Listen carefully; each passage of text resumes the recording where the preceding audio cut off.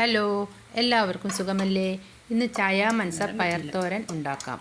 അതിനായി വെളുത്തുള്ളി, പച്ചമുളക്, ചെറിയുള്ളി, കുരുമുളക്, കറിവേപ്പില എന്നിവ ചതച്ച് വയ്ക്കുക. ചായ മനസ അരിഞ്ഞ് തിളച്ച വെള്ളത്തിലിട്ട് കറ കളഞ്ഞ് എടുക്കുക. പയർ വേവിച്ചെടുക്കുക.